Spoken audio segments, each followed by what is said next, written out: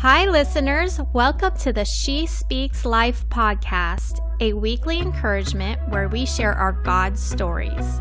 I'm your host, Jayme Elizabeth, and I am so glad you are spending time with us today to listen. Hi, friends. I'm so glad you're here. Welcome to this week's episode.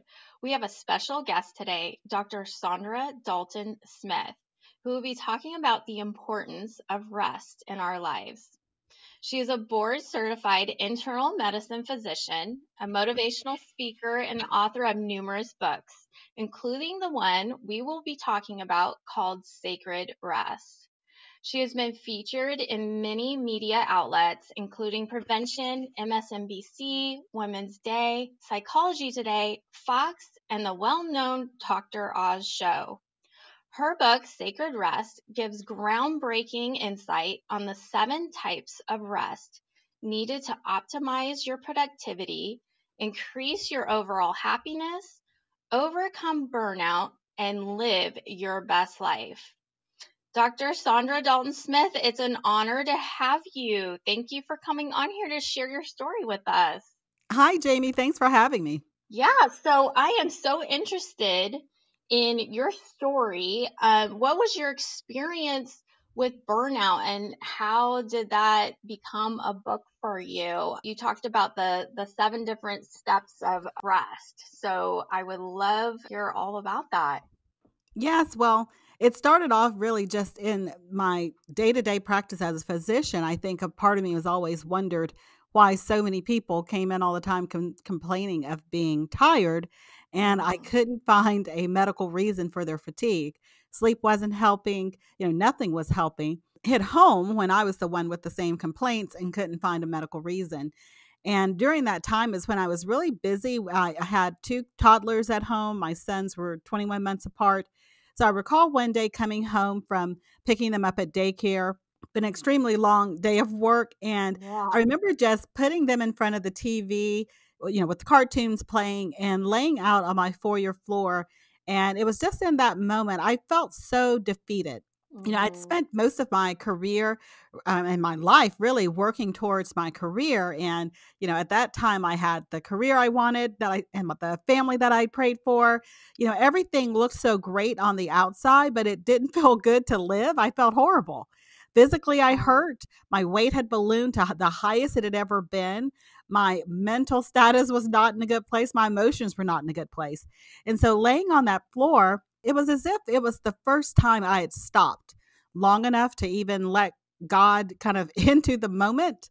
But laying on that floor, I just really felt like God was saying to me, is this the life that you really want? Is this truly what you've been working for? And if it is, why is it not satisfying you? And I think that's when it started to dawn on me that there is some component of the work that I was missing, because I did enjoy the work, but he took me through a process of learning the importance of rest and how rest actually helps you enjoy the work.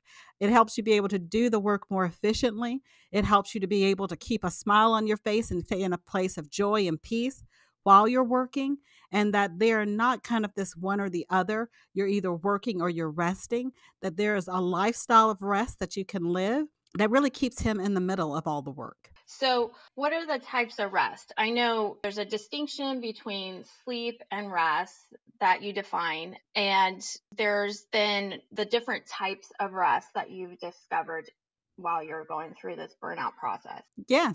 Well, the 7 different types are physical, mental, spiritual, emotional, social, sensory, and creative. Wow. Okay. That's a lot, right? To think about, which is great. So define each one. The 3 that most people are somewhat familiar with, the physical, mental, and the spiritual, I'll start with those. Physical rest, I think most of us automatically start thinking of sleeping and napping, and that is a type of physical rest. That's the passive type of physical rest. The part that many people don't think about are the active types of physical rest that help you to improve your muscle flexibility, that help with circulation and lymphatics drainage. So those type of restful activities would include things like prayer walks, stretching, really anything that helps your body to release tension and to kind of get back to a calm state. So that's what physical rest looks like. It's the restoration of the physical body back to that calm state. And honestly, all types of rest, if we had to kind of give it a word to try to help people identify what rest is really restorative activities where you're restoring Oh. yourself back to a healthy place in whichever of these 7 areas we're talking about.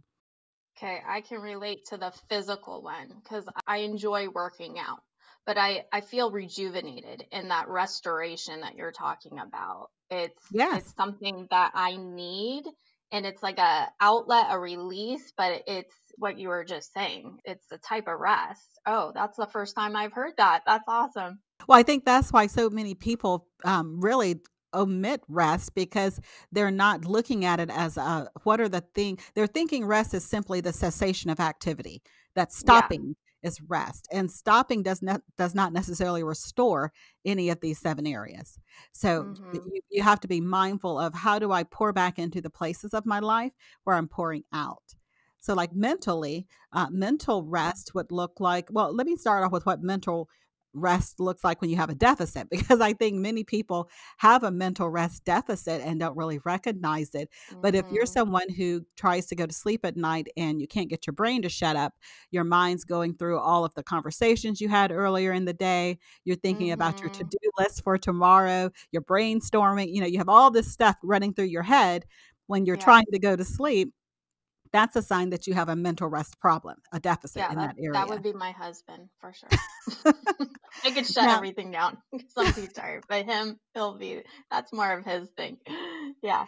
so for those people who have that tendency to kind of ruminate over thoughts, then a Mhm. way to get mental rest could be something as simple as having a piece of paper at the side of the bed before they go to sleep to jot down or brain dump, as some people state, Oh, that's good. all of those thoughts out so that they're not continuing to just rummage around into your thought patterns. Also, for people who have a tendency to have negative ruminating thoughts, like something happens in the day and the whole rest of the day you're thinking, I'm never going to get this right.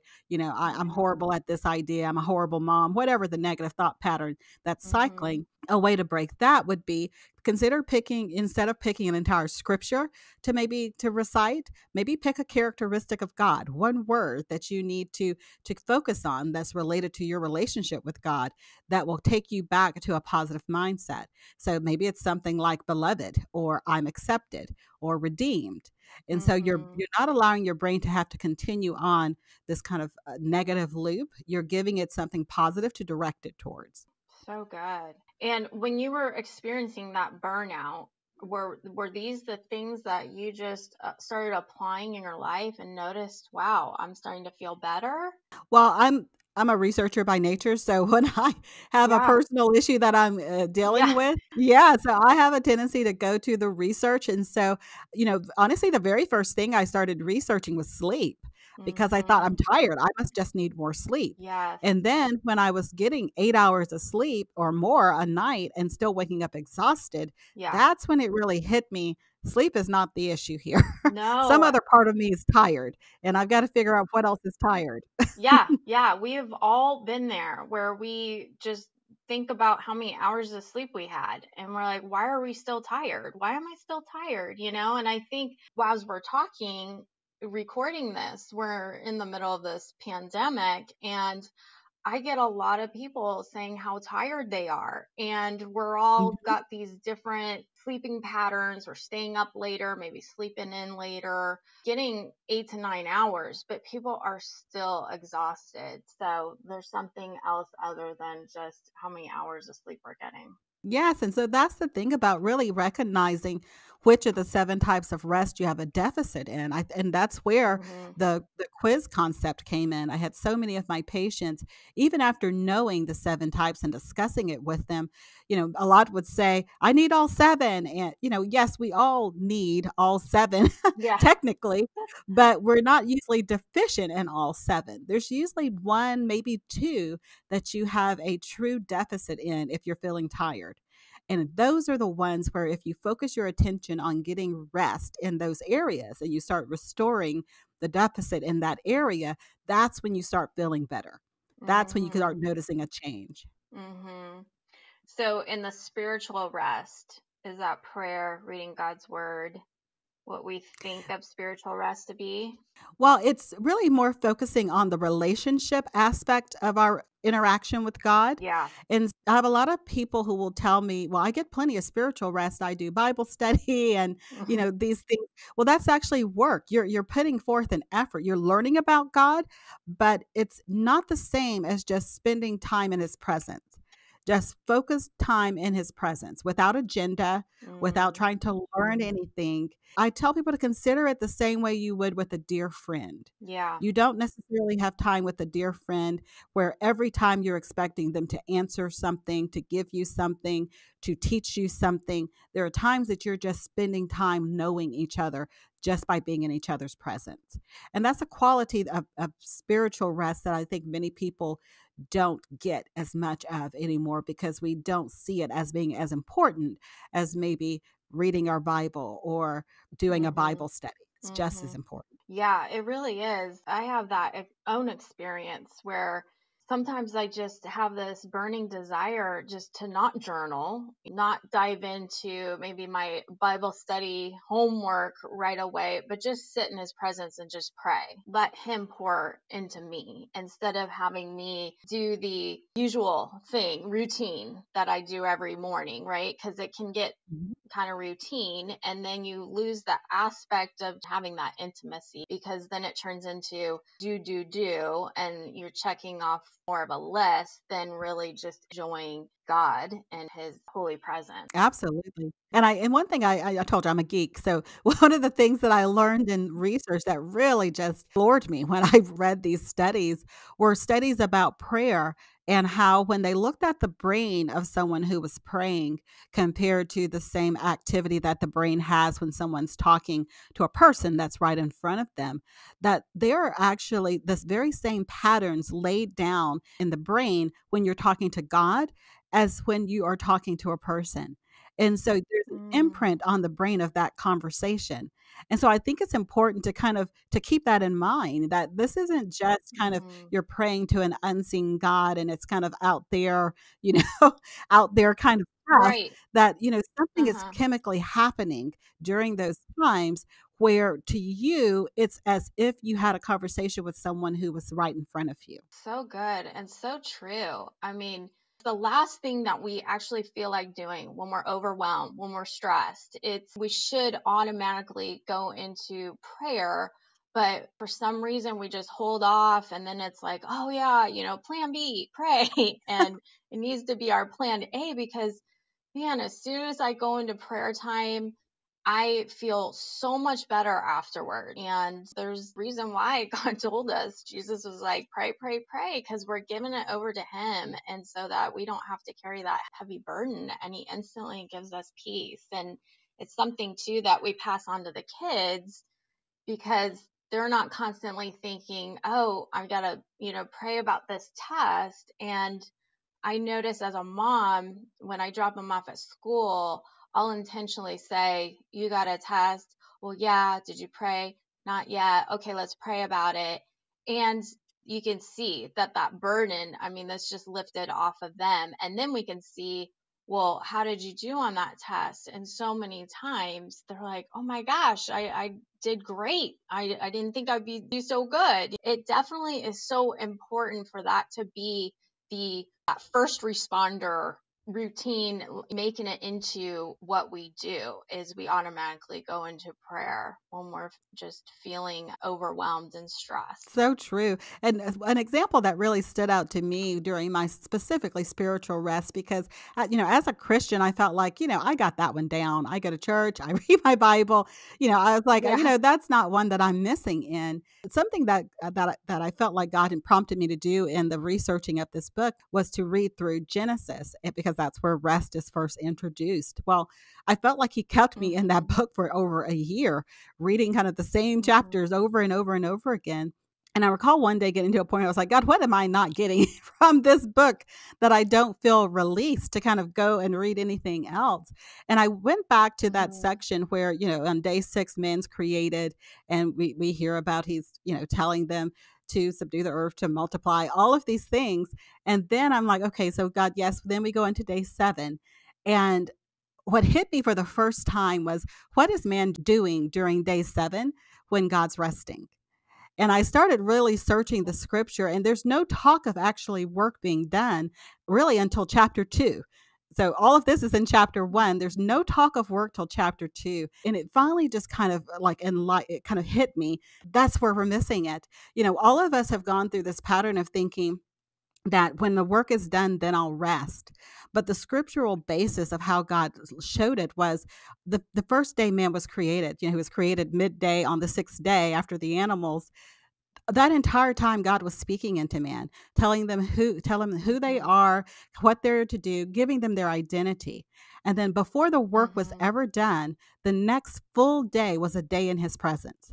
That's spiritual rest. Mm. That's the day to be Yeah. filled up so that you can do what he's told you to do. And when that hit me, Mhm. that was like, okay, this is why ministry gets fatiguing for so many of us, because we've heard the calling, but have we taken the time to sit in his presence and to get that level of rest needed to actually do the work we've been called to do? So good. Because so many of us can just keep doing and doing, and it's all good things. We're serving, but we're not taking the time to be poured into. Yes. And God is saying, hey, it's like a back and forth. We need to get poured into by him in order for us to be effective, to be able to pour out So to true. others. So true. We're serving from our emptiness and our overwhelm rather than serving from our overflow. Yes. Yes. So good. Okay, so you mentioned emotional rest. You said that it's when you no longer feel the need to perform in your book. Can you say more about this? Yes, well, I think most of us have have some level of performance that we do, even when we're not trying to be inauthentic or fake or phony in any way. It's just, if you are someone who has a profession, maybe that you are expected to be a certain way, there may be a level of performance associated with that. I find it also just Mm-hmm. without even having specific careers attached to it. I had a mom group I spoke with, and they were like, it's not just the career ladies that are doing that. It's also us. When I show up at my son's school events, I'm expected to look a certain way, or, to have these certain things Mm-hmm. happening. So I think many of us have this level of performance stress on our lives that keeps us in a where we feel like we have to keep our true emotions and actions kind of under wraps. Emotional rest is when Mm-hmm. you no longer feel that need, where you feel like you can be completely authentic and open about what you're feeling and what's going on. And the reality of that is that can't be with everyone. There's a certain group Mm-hmm. of people that would be the ones that you open up to that level. I think Jesus gave us the best example on the Mount of Transfiguration, where, we see him at many times in his ministry with the masses, and then he breaks away and you'll see him with the 12. And then in that Mm-hmm. experience, it was the time when he was with the three. And it was there Yeah. that the fullness of who he was revealed. At no time was Jesus trying to keep, trying to be inauthentic or trying to deceive anyone, but he didn't reveal all of himself to anyone first except for those three. And I think that Oh, all of us so need to good. have that level of kind of a breakdown in our own relationships. That was so good. I love that picture that you just gave me, and how, because so many of us get confused, like, do we have to be vulnerable to everyone? Okay, you can still be true to yourself and be genuine, but to really let your guard down and to reveal some vulnerability, there's a circle of friends for that, Yes. right? Yes. Yeah, so good. Okay, so your book has lots of teaching stories in it. Do you have a favorite? I would say my favorite is the story that I discuss about a young woman who I ran into for the first time in the ICU, where I was her physician. She had just had a horrific accident, and the accident was basically because of her lack of mental rest. She was trying to use her commute home for her zone out time, which isn't very healthy if you live Oh, in wow. a Yeah. major city. However, many people Yeah. do that. They try to zone out on their Hmm. drives home, and so she, missed the brake lights that were in front of her, and this was a horrible accident. While we were rehabbing her through the ICU, and this part of the story that just really stuck with me was, she was with us for over a month. And at the end of that month, Mm. she was ready to leave. I remember her writing a note to the staff, and the note just basically something along the lines of, I pray that the person that I've become in this hospital is the person that I remain as I leave. Her time of rest had been enforced. She didn't choose to take a Mhm. rest during that time, but during that Right. time of rest, she rediscovered herself. She had just kind of kept going through the motions because that was easy. It didn't require her to have to think about her life choices and how things were progressing. And that's Mhm. really one of the gifts of rest. In the book, I talk about 12 gifts of rest, and one of them is the gift of reflection and the gift of boundaries and Mm. some things that she hadn't really even attempted to get but desperately needed in her life. And so I think that stood out to me because that's my hope with writing the book. I pray that I don't ever have to have that situation again where the Mhm. rest someone needs is forced upon them because their burnout has led them to being on their back in my ICU, but that people can make a Mhm. conscious choice to have to do some intentional restful type activities to keep at their best. Yeah, because so many have health issues because they're not stopping to Mhm. rest. It starts to break down their bodies. And I can relate to being forced the rest. I had pneumonia. And so I was bed rest for 3 to 4 weeks. And it was right around the time we were praying about if we should move from Southern California to Austin. And I just remember I had 3 small kids and I was go, go, go. And we went and visited Texas for the first time. And I think it was just all the emotional, mental, everything just took its toll. Mhm. And so our body broke down, I think, basically. And never have I had pneumonia before in my life. I come down with this. And that was a time of reflection. That was when I got clarity on if we should move to Austin or not. And I remember that being a pivotal point in my life. That was the trajectory that got us to move to Austin, was just sitting in bed and spending the time reflecting and talking to God that propelled us to move, to say yes to God and move. I love that. That's a perfect example. Like I said, I wish that it didn't come in the circumstances that it came wrapped in, No. but I find that Hmm. to be the truth for many people, that their Yeah. rest ends up being a forced rest. And honestly, this past few months has been difficult for a lot of people because it was a forced rest Yeah. and they didn't know how to rest. So it just became a forced isolation or forced distancing without really knowing what to do with it. And I think it's just Hmm. important to, start looking at it for each one of us. Really, what does rest mean to us? What does that restoration look like in our lives in the places where we feel like we're being depleted? Yeah, I was gonna mention that because this is a good example of being forced to rest. And I think we all enjoyed it at first. I think most of us did. It was just kind of like, oh, okay, once we got over the shock of having to stop our life for a little bit, you had to cancel events or the kids weren't doing their normal thing, your routine's not normal.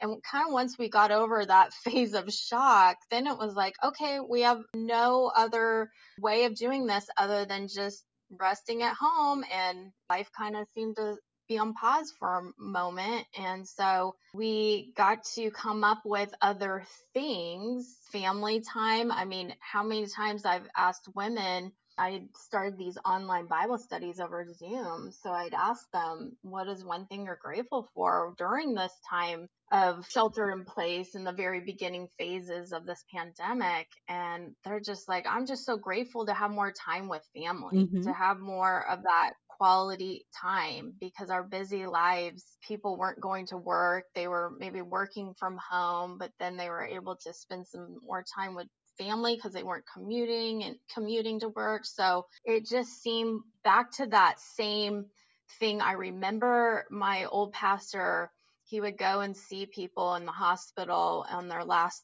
couple breaths, and they would all say their last words when he would ask, like, is there anything that you would change? And they all said, I would spend more time with family. None of them said, I wish I worked harder. Right. Yes. Or it's that eternal thing that you take with you, people, your loved ones. So true. What effect does work environment have on rest, which kind of carries into you giving examples of what you can do to rest in the middle of a busy work day. Yes. So, sensory rest is the next type of rest. And for many of us, our work environments play a huge role in how much sensory rest we need and if we have a sensory rest deficit. So, if you're working somewhere where there's a lot of bright lights, or you're using your electronics, your computer a lot, or if there's a lot of background noise, if there's phones ringing in the background, or if you're a mom and you've got high pitched kids screaming in the background, all of those Mhm. play into your sensory overload. And for many of us, there's a level of sensory overload that we deal with on a regular basis that keeps us a little bit agitated. Yeah. And so being aware of that, can include just taking a moment to kind of step away from the computer, to maybe even Mhm. turn off the TV if nobody's watching it, to allow yourself to have those senses downgraded some. Some of the simple things that many people do are, set your computer so that the brightness actually goes down after a certain time during the day. Another type of rest we haven't talked about yet is creative rest, which is the rest that we experience when we allow ourselves to appreciate beauty and we allow it to awaken and inspire Mhm. something inside of us. Many people feel this when they're at the beach. They feel better in those kind of around bodies of water, around nature, around the Yep. mountains. That's me. That's a type of creative rest, as well as Mhm. man-made beauty like art museums, or if you're listening to music. All of those are forms of creative rest. So to combine that, if you're in a location where maybe there's something nice outside, maybe there's a garden or flowers planted outside of your workplace, you can combine the two and just take a break from your computer to maybe do a little 5-minute walk outside, just to appreciate some of the beauty that's around you, just to be able to Mhm. allow your senses to downgrade, or to experience something new, and to inspire yourself some, so that you stay in a high level of creativity. When I talk about creativity, I'm not necessarily referring to artists and musicians.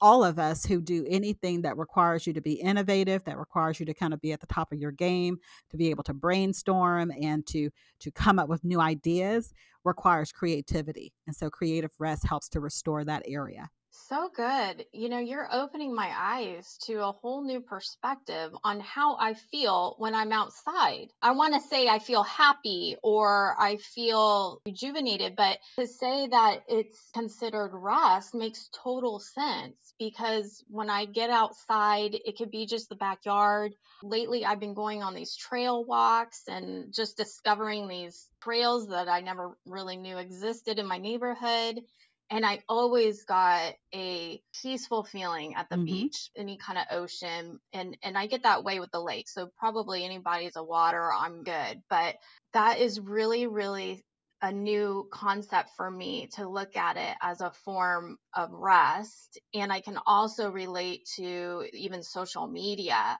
I'll feel got this irritation, like just a little Hmm. overwhelmed, and I know, okay, I probably been on my Instagram too long or Facebook too Yes. long. And I noticed that sensory overload, and it doesn't really create rest. If anything, you're getting more of that, motivational, inspirational kind of aspect of it, which is great day, but really relate to all of that. And so good to look at it as that's rest. God's creation, when you go outside, it's giving you rest. I just have never have put that word with how I feel when I'm at the beach and all that. It's just, I feel relaxed, I'll feel peaceful, but I've never applied the word rest to that. So that is so good. And I think that's why I try to get many people to equate rest with restoration. Yeah. First of all, rest is in the first beginning of restoration, but Right. because that's what people feel. When you Yeah. experience rest, something has to be restored in you. Something has to be increased. So, if we think about all 7 types of rest as these 7 little batteries that are kind of inside of you, Mhm. as you go out throughout your day, you're draining different batteries. If you're talking with your kid, you may be draining your emotional and your social because you're having Mhm. relational interactions. You are thinking up your next podcast, you're draining some of your creative. Everything you do is draining a little bit from each battery. Mhm. And then the question is, what do you do to pour back into that battery? How do Mm. you get it recharged back up? And for many of us, we pour out and we pour out and we drain and we drain, and we are very unintentional about how we get these batteries kind of restored back up. And Mm. because of that, there's areas that stay very low and stay depleted. And those are the places where we start feeling fatigued and tired and overwhelmed. Wow, that is so good. What a great thing to remember. Each compartment, each component, and how can we restore that, our energy back? Because we're Hmm. pouring out in each area. Oh, so good. Okay, so many people think of rest as a luxury. What would you say to them? Well, I think that's why our society is in the situation it is now. Really, we are in a burnout culture where, people say things like, I'll rest when I die, or who's got time for rest, or rest is for the weak. Yeah. And with that, we see people who are hating their jobs, divorce is at an all time high, Mm-hmm. suicides at an all-time high, depression, anxiety, all of these things are rampant within our culture. And a large part of that is because we are living from our depletion. We are staying Yeah. depleted and we feel like there's no hope. There's no way out because we feel like if I've laid on the sofa and watched Netflix for 5 hours every Saturday to rest and it's not working, what other solution is there to help my fatigue? Mm, And really, it's just re understanding what rest means. And once you understand what it means, then you understand that it's also not a luxury. It is a necessity yeah. if you really want to live your best life. Okay, so let's end it with a little takeaway for the listeners just to kind of marinate on. What would you encourage them with? Where could they start with restoration, with rest in their life? Well, honestly, the very first thing I have all of my patients do, I have a free rest assessment at restquiz.com. Mm-hmm. So I have all of my patients actually start there because what I find is most people, when they learn there's 7 types of rest, that almost feels overwhelming. If you're tired, it's like, oh my, there's 7 things I have to do. Yeah. No, there's 7 parts that need to be filled, but chances are you're already keeping most of them pretty healthy. There's Mm-hmm. usually only 1 or 2 that are depleted. And so the quiz is a free assessment that lets you see which of the 7 you're most depleted in. That way you can focus your attention on the area of your greatest deficit. Because when you reverse that deficit, that's when you start noticing the life change. So good. Okay, and where can the listeners find you? What's your website? My main website is ichoosemybestlife.com. That's where all the information is about the quiz as well as about the book Sacred Rest. Yeah, so Sacred Rest is her book and the Rest quiz. Go out there. I'm going to go take that quiz. That would be awesome to see where I'm at. Really be inspired to get that rest that is so well needed. Well, thank you, Dr. Saundra, for coming on here and giving us your insight and wisdom. I love it. And I know the listeners were encouraged, and now we all think differently about rest, thanks to you. Well, thank you, Jayme. It's been a pleasure. Thank you so much for listening today. I trust that God has encouraged you through this message. For more information on this ministry and to access free downloads, please visit my website at jaymeelizabeth.com and sign up. You can also find me on Instagram and Facebook at Jayme Elizabeth She Speaks Life. That's Jayme Elizabeth She Speaks Life. Until next time, my friends, I pray God reveals Himself through your own life story.